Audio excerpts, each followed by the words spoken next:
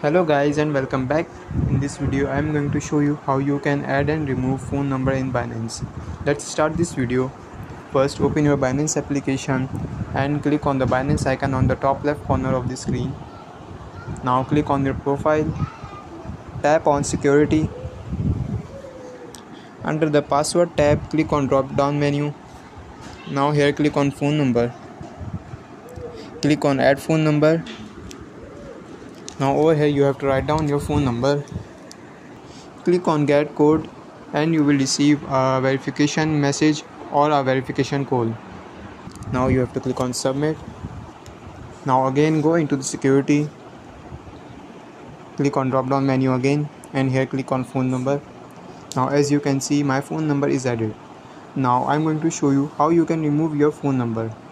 Just simply click on this delete button. Now click on continue. And this is how you can remove your phone number in Binance. I hope this video will help you. If so, please consider liking this video and subscribe this channel.